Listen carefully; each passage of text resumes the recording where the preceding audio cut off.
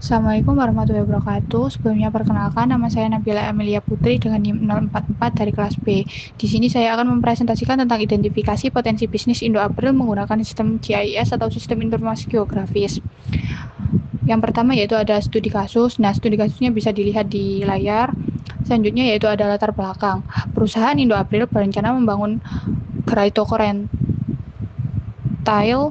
di kota Bayasura atau kota pesisir. Lokasinya harus memenuhi kriteria perusahaan sekaligus resolusi pemerintah daerah.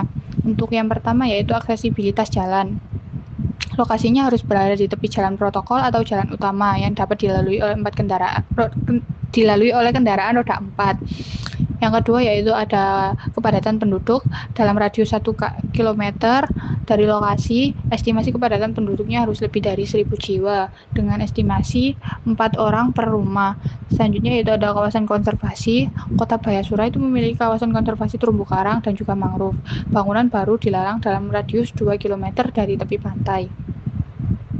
Selanjutnya yaitu ada sumber data spasial. Sumber data spasial yang digunakan. Yang pertama yaitu kita harus mencari datanya dulu. Nah, data-data yang digunakan yaitu ada data jaringan jalan. Ini kita bisa akses dari web OpenStreetMap.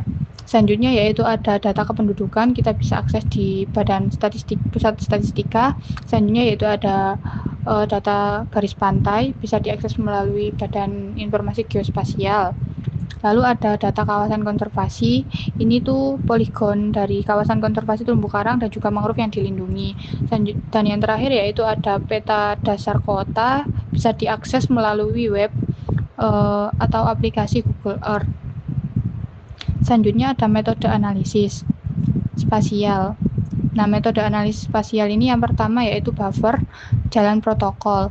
Kita itu membuat area jangkauan atau buffer itu sejauh 50 hingga 100 meter dari jalan utama untuk mengidentifikasi koridor yang mudah diakses. Yang kedua yaitu pemetaan kepadatan penduduk. Nah, kita itu menghitung kepadatan penduduk per kilometer persegi di setiap kelurahan, lalu memilih area yang padat untuk menjadikan tempat yang strategis. Selanjutnya yang ketiga ada buffer zona larangan. Nah, kita itu membuat batas aman sejauh 2 km dari garis pantai sebagai zona eksklusi dan area yang tidak boleh dibangun. Yang keempat ada overlay analisis.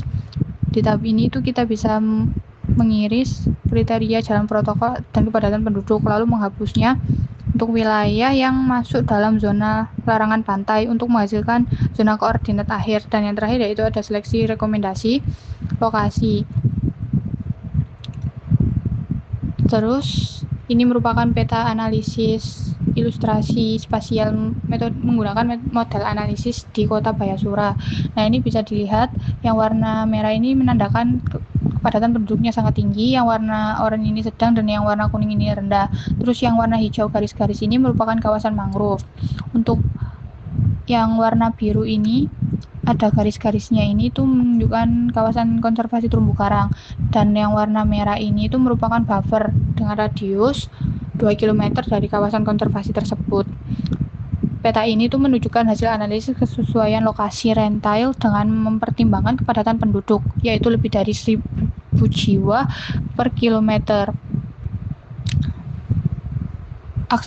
Aksesibilitas terhadap jalan utama, serta jarak minimal 2 km dari kawasan konservasi, yaitu mangrove dan juga terumbu karang. Sekian yang dapat saya presentasikan, kurang lebihnya mohon maaf. Wassalamualaikum warahmatullahi wabarakatuh.